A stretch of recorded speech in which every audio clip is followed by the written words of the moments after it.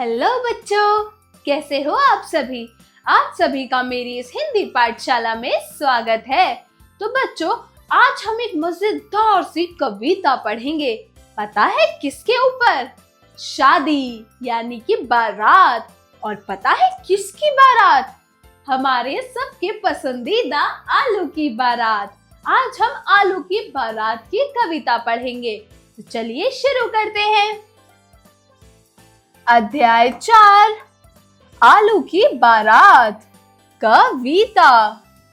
अध्ययन से पूर्व।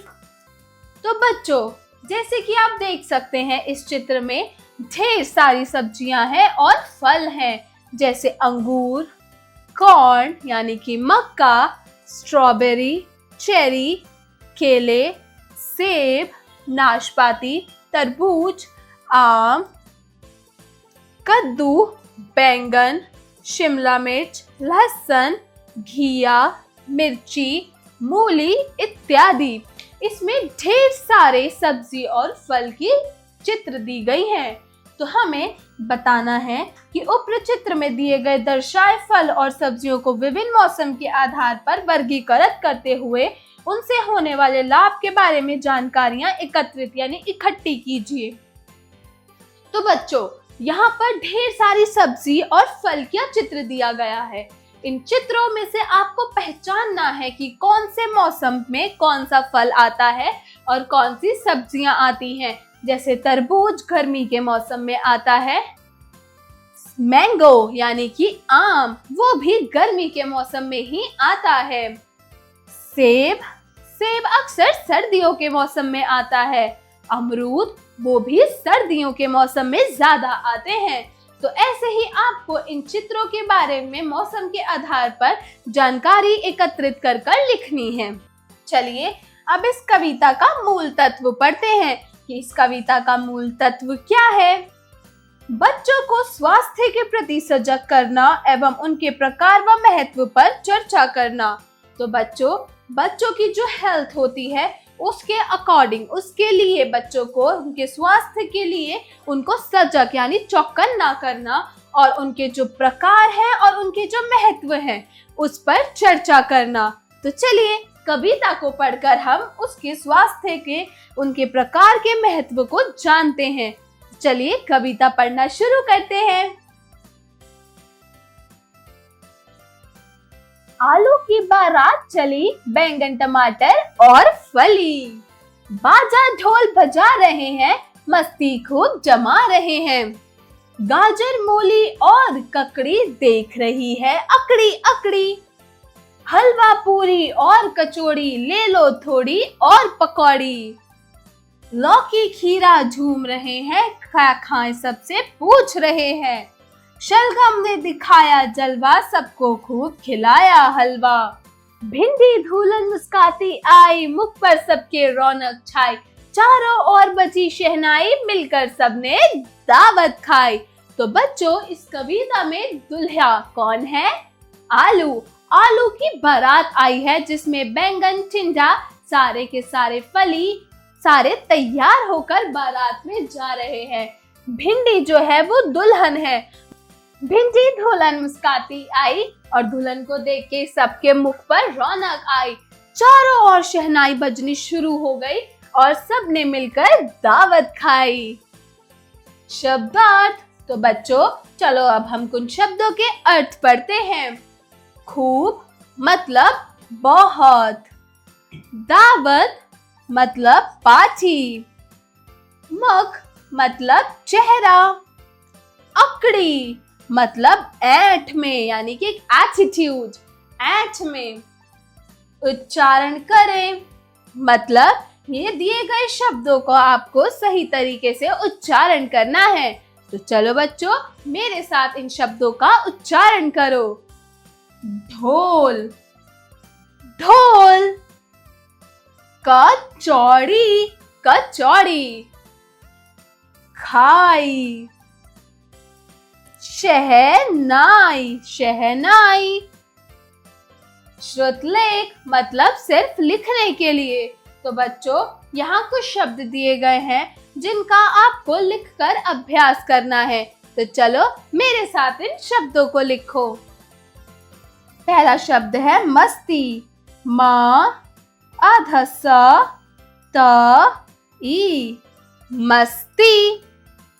दूसरा शब्द है मौख, म ऊ ख, मौख।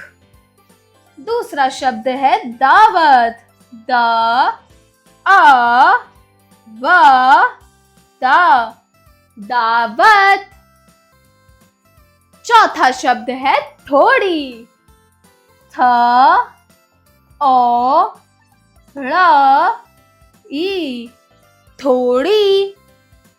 आखिरी शब्द है झूम, झूम झ ऊ म, झूम।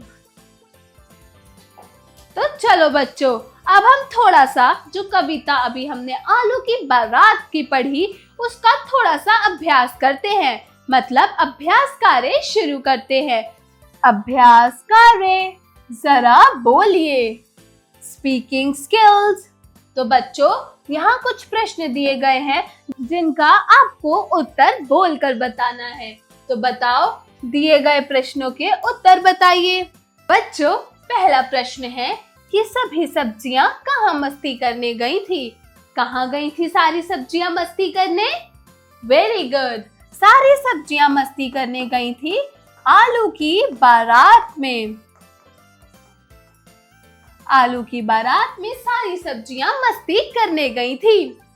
अगला प्रश्न है, बारात में अकड़ी अकड़ी कौन थी? कौन थी बारात में अकड़ी अकड़ी? वेरी गुड, बारात में अकड़ी अकड़ी ककड़ी खड़ी थी। तीसरा प्रश्न है, सबको हलवा किसने खिलाया? किसने सबको हलवा खिलाया था? शलगम ने। शलगम ने सबको हलवा खिलाया। आलू की दुल्हन कौन थी? कौन थी आलू की दुल्हन? गोभी, बैंगन? नहीं, आलू की दुल्हन थी भिंडी। बारात में कौन झूम रहे थे? लौकी और खीरा। बारात में लौकी और खीरा झूम रहे थे। जरा लिखिए। Writing skills. प्रश्न 2, दिए गए प्रश्नों के उत्तर लिखिए। क, आलू की बारात में कौन कौन शामिल हुए? तो बच्चों, आलू की बारात में ढेर सारी सब्जियां शामिल हुई, जैसे बैंगन, टमाटर, ककड़ी, खीरा, लौकी, शलगम, भिंडी इत्यादि सब्जियां आलू की बारात में शामिल हुई थी। अगला प्रश्न है ख, दावत में खाने के लिए क्या क्या था? दावत में खाने के लिए बच्चों ढेर सारी मिठाइयाँ थी, हलवा था, पकौड़ी थी और इत्यादि चीजें थी दावत में खाने के लिए। अगला प्रश्न है, बाजा ढोल कौन बजा रहे थे? तो बच्चों, बैंगन, टमाटर और फली बाजा ढोल बजा रहे थे। घ, रौनक क्यों छा गई? क्यों छा गई थी रौनक? क्यों? क्योंकि बारात थी। किसकी? आलू की बारात। और जब दुल्हन यानी भिंडी तैयार होकर आई तो वहां पर रौनक छा गई थी। कविता में शलगम के विषय में क्या कहा गया है? तो बच्चों, इस कविता में शलगम के विषय में क्या कहा गया है? वेरी गुड, कविता में शलगम के विषय में कहा गया है कि शलगम ने सबको जलवा दिखा दिया और उसने सबको हलवा भी खिलाया था। सबको हलवा शलगम ने खिलाया था। चलिए अब अगले प्रश्न की ओर बढ़ते हैं। सही मिलान कीजिए। तो बच्चों, यहाँ कुछ सब्जियों के नाम हैं जिसने जो जो कार्य किया था उस कार्य पर हमें उन सब्जियों को मिलाना है। तो बच्चों, पहला है शलगम। शलगम ने सबको हलवा खिलाया था, तो हम शलगम को हलवे से मिलाएंगे। तो बच्चों अगला शब्द है गाजर। गाजर का क्या होगा? अकड़ी। क्यों? क्योंकि गाजर, मूली और ककड़ी खड़े थे अकड़ी अकड़ी, इसलिए। बैंगन। बैंगन ने ढोल बजाया था, तो बैंगन को हम ढोल से मिलाएंगे। अगला शब्द है भिंडी। भिंडी कैसे आई थी? वेरी गुड, भिंडी मुस्कुराती हुई आई थी। आखिरकार दुल्हन जो थी, तो हम भिंडी को मुस्कुराती से मिलाएंगे। अगला प्रश्न है प्रश्न 4, कविता की पंक्तियां पूरी कीजिए। तो बच्चों यहाँ कुछ कविता की पंक्तियां दी गई हैं, जिन पंक्तियों को हमें पूरा करना है। तो लौकी खीरा झूम रहे हैं, क्या खाएं सबसे पूछ रहे हैं। शलगम ने दिखाया जलवा, सबको खूब खिलाया हलवा। कविता की ये पंक्तियां हैं, लौकी खीरा झूम रहे हैं, क्या खाएं सबसे पूछ रहे हैं। शलगम ने दिखाया जलवा, सबको खूब खिलाया हलवा। चलिए अब अगले प्रश्न को देखते हैं। प्रश्न 5, दिए गए वाक्यों को पढ़ के सही और गलत का चिन्ह लगाइए। तो बच्चों यहाँ कुछ वाक्य दिए गए हैं, जिन वाक्यों को आपको पढ़ना है और बताना है कि क्या यह वाक्य सही है। अगर सही है तो उसके आगे सही का चिन्ह लगाना है, और अगर गलत है तो उनके आगे गलत का चिन्ह लगाना है। तो चलिए शुरू करते हैं। क, शलगम ने दिखाया जलवा। बिल्कुल सही, यह वाक्य बिल्कुल ठीक है, तो इसके आगे हम सही का चिन्ह लगाएंगे। अगला वाक्य है, आलू की बारात चली। किसकी बारात थी कविता में? आलू की, तो यह वाक्य भी बिल्कुल ठीक है, तो हम इसके आगे भी सही का चिन्ह लगाएंगे। अगला वाक्य है, गाजर, मूली और ककड़ी अकड़ी खड़ी थी। हाँ जी, तो यह वाक्य भी बिल्कुल ठीक है, तो हम इसके आगे भी सही का चिन्ह लगाएंगे। घ, सबकी जमकर शामत आई। यह वाक्य गलत है, क्योंकि सबने जम के तो दावत खाई थी, तो इसलिए यह इसके आगे हम गलत का चिन्ह लगाएंगे। जरा सोचिए, क्रिटिकल थिंकिंग। प्रश्न 6, अगर आप आलू की बारात में बाराती होते तो किस किस तरह की मस्ती करते? बच्चों के साथ चर्चा करते हुए वाक्य लिखिए। तो बच्चों अगर आप आलू की बारात में होते तो आप कैसे कैसे मस्ती करते? ढेर सारी मस्ती करते, ढोल बजाते। अगर हम आलू की बारात में बाराती होते तो हम ढोल बजाते, ढेर सारा खाना खाते, खेलते कूदते, सबके साथ मजे करते और क्या करते? और जैसे भिंडी दुल्हन आई उसके साथ मुस्कुराते मुस्कुराते आते, तो हम ढेर सारी बाराती बन के मस्ती करते, ढेर सारा काम करते। आप लोग क्या करते? आप लोग बताइए कि अगर आप आलू की बारात में बाराती होते तो आप क्या करते? इसका जवाब दी गई जगह पे आपको अपना जवाब लिखना है, अपने सहपाठियों और मित्रों से इसकी चर्चा कर कर। चलिए अगले प्रश्न की ओर बढ़ते हैं। तो बच्चों बताओ, ऐसी कौन सी सब्जियां हैं जिन्हें हम पकाकर या कच्चा खा सकते हैं? कक्षा में चर्चा करते हुए नाम लिखो। पकाकर खाई जाने वाली सब्जियां, ऐसी कौन सी सब्जी है जो हम कच्चा नहीं खा सकते, जिन्हें हम पकाकर ही खाते हैं? बताओ। आलू। आलू को हम कच्चा नहीं खा सकते, आलू को हम सिर्फ पकाकर ही खाते हैं। और कौन कौन सी सब्जियां हैं? भिंडी, बैंगन, और कौन कौन सी सब्जियां हैं? लौकी।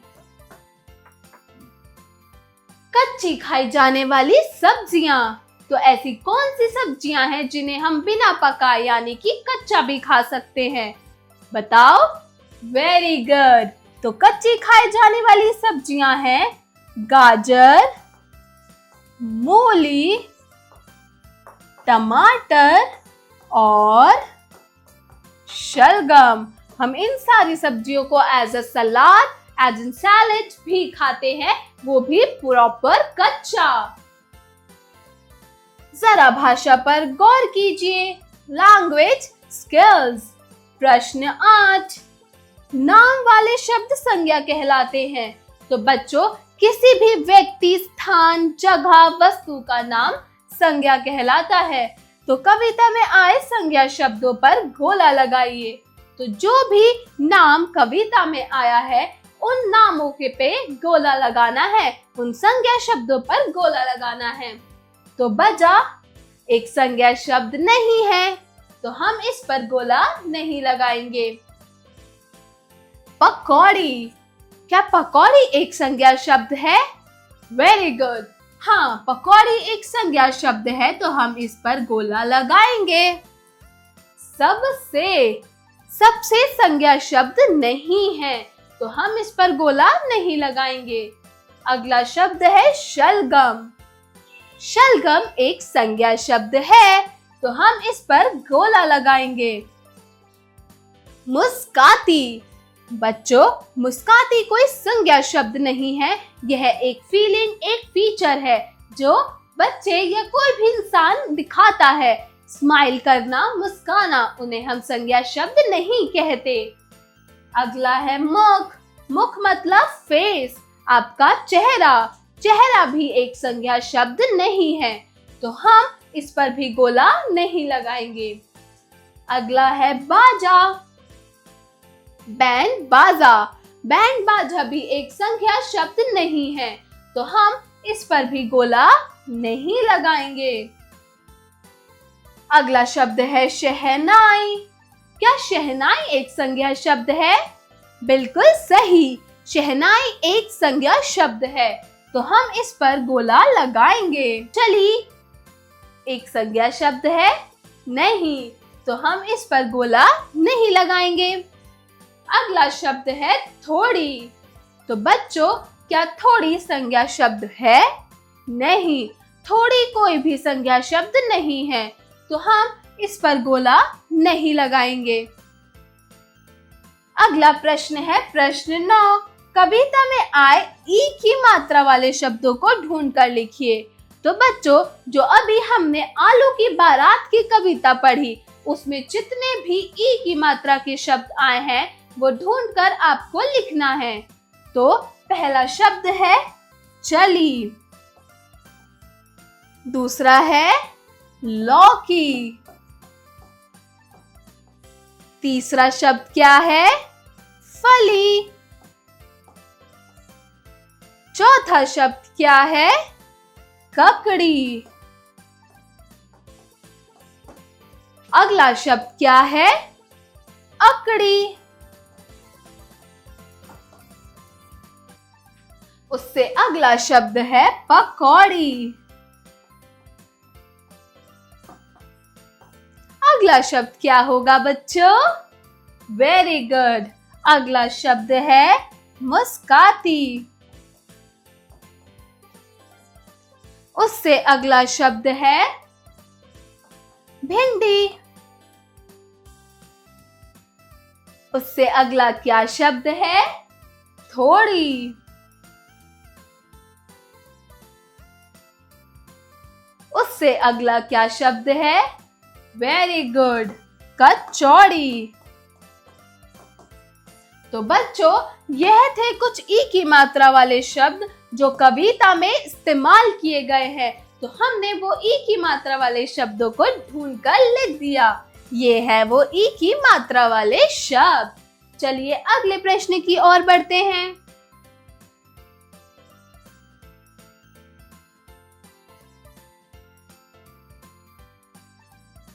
प्रश्न 10। दिए गए शब्दों से वाक्य बनाइए। तो बच्चों यहाँ कुछ शब्द दिए गए हैं, इन शब्दों से आपको वाक्य बनाना है। तो पहला शब्द है मस्ती। मस्ती से क्या वाक्य बनेगा? हमने पार्क में खूब मस्ती की। हमने पार्क में खूब मस्ती की। अगला शब्द है शहनाई से क्या बनेगा? शहनाई से हमने बनाया शादी में शहनाई भी बजी थी। अगला शब्द है बारात। बारात से क्या वाक्य बनेगा? तो बच्चों बारात से हमने वाक्य बनाया आलू की बारात थी। अगला शब्द है मिलकर। मिलकर से क्या वाक्य बनेगा? मिलकर से वाक्य बनेगा हम सब ने मिलकर मिठाई खाई। हम सब ने मिलकर मिठाई खाई। अगला और आखिरी शब्द है दुल्हन। दुल्हन से क्या वाक्य बनेगा? दुल्हन से वाक्य बनेगा शादी में दुल्हन भिंडी थी। शादी में दुल्हन कौन थी? शादी में दुल्हन भिंडी थी। अगला प्रश्न है प्रश्न 11। दिए गए शब्दों में से संयुक्त व्यंजन पर गोले का चिन्ह लगाइए। तो बच्चों संयुक्त व्यंजन क्या होते हैं? संयुक्त व्यंजन वो होते हैं जो दो अलग व्यंजनों को जोड़कर नया शब्द बनाते, जैसे कि मोक्ष। तो क्ष किससे बना? क्री जमा श से श बना, तो उन्हें हम संयुक्त व्यंजन कहते हैं। तो बच्चों वैसे ही आपको इन शब्दों में से उन शब्दों को ढूंढना है जो संयुक्त व्यंजन है।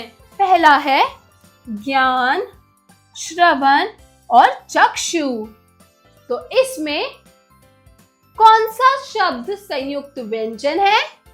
वेरी गुड, श्रवण। श्रवण एक संयुक्त व्यंजन है। अगला है अक्षर, नक्षत्र और आंसू। तो बच्चों इसमें संयुक्त व्यंजन है नक्षत्र, त र त्र, नक्षत्र। अगला है मायावी, जलज या कपट।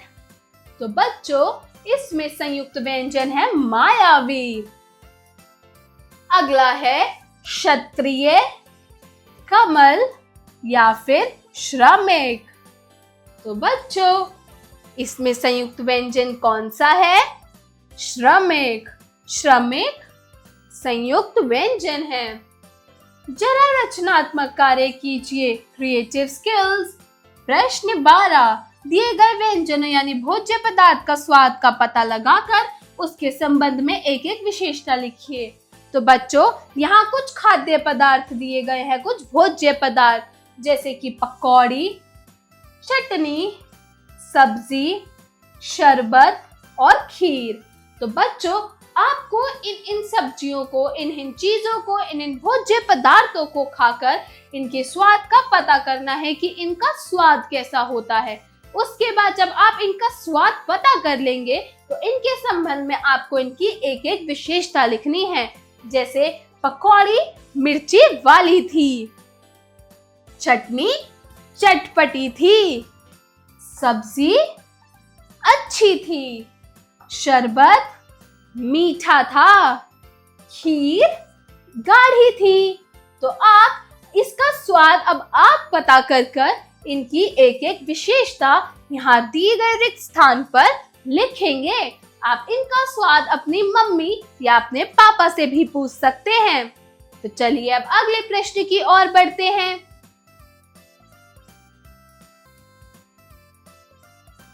प्रश्न 13, चित्र का वर्णन अपने शब्दों में कीजिए। तो बच्चों, यहाँ पर एक चित्र दे रखा है। आप इस चित्र में क्या देख रहे हैं? यह चित्र किस चीज का है? इसको आपको अपने अपने शब्दों में लिखना है। तो बच्चों, जैसा कि हम देख सकते हैं, इस चित्र में एक बाजार, एक मार्केट का चित्र है, जहाँ पर होटल है, कुछ सब्जी वाले हैं। यहाँ पर एक औरत सब्जी खरीद रही है, एक बूढ़ी औरत भी यहाँ पर सब्जी खरीद रही है, बच्ची आइसक्रीम खा रही है, ये लेडी आलू खरीद रही है, ये आदमी आलू बेच रहा है, ये इसका मोल भाव कर रही हैं। तो ऐसे ही आपको इस चित्र को ध्यान से देखकर इनके बारे में इसका वर्णन करना है अपने शब्दों में। तो आप दिए गए रिक्त स्थान पर इसका वर्णन करेंगे अपने शब्दों में। जरा दिमाग लगाइए, ब्रेनस्टॉर्मिंग एक्टिविटी। तो बच्चों, प्रश्न 14, बॉक्स में से बीज वाली या बीज रहित सब्जियों के और फलों के प्रथम अक्षर को लिखिए। तो बच्चों, ये एक शब्द पहेली दी गई है। इसमें जो बीज वाली सब्जियां और फल होते हैं और जो बीज के बिना सब्जियां और फल होते हैं, उनके प्रथम अक्षर लिखने हैं ये दी गई श्रेणी में। तो बीज वाली सब्जियां और फल कौन कौन से होते हैं? बैंगन में बीज होते हैं। हाँ जी, बैंगन में छोटे छोटे से बीज होते हैं। तो बैंगन यानी बीज वाले में आएगा। टमाटर, टमाटर में भी बीज होते हैं, तो हम यहाँ लिखेंगे टमाटर। ये भी बीज वाली सब्जी और फल में गिने जाते हैं। सेब, सेब में भी बीज होते हैं। और आ से आलू, आलू बीज रहित होता है और इसमें बीज नहीं होते हैं। मूली, मूली भी बीज रहित होती है, इसमें भी बीज नहीं होते हैं। गाजर, गाजर भी बीज रहित होते हैं। केला भी बीज रहित एक फल है। अनार, अनार में बीज होते हैं, लेकिन वो बीज को हम खाते हैं। अनार के दाने होते हैं, तो हम उन्हें बीज वाली फल में लिखेंगे अनार। तरबूज, तरबूज में भी ढेर सारे बीज होते हैं, तो तरबूज भी एक बीज वाला फल है। तो बच्चों, यह थे कुछ सब्जियां और फल, बीज वाले और बीज रहित। चलिए अब अगले प्रश्न की ओर बढ़ते हैं। जरा रंग भरिए, आर्ट इंटीग्रेटेड एक्टिविटी। प्रश्न 15, दिए गए चित्र में रंग भरिए। तो बच्चों, यहाँ पर बैंगन और टमाटर का चित्र दे रखा है। आपको इस चित्र को प्यारे से और अच्छे बैंगन में बैंगनी यानी कि पर्पल और टमाटर में लाल, टमाटर में लाल रंग का रंग भरना है साफ सफाई के साथ। तो बच्चों, आप इन दोनों में बैंगन और टमाटर में अच्छे से रंग भरेंगे अपनी अपनी किताबों में। आशा करती हूँ आपको ये आलू की बारात की कविता अच्छी लगी होगी। मिलते हैं अगली कक्षा में एक नई कहानी या कविता के साथ। तब तक के लिए बाय बाय बच्चों।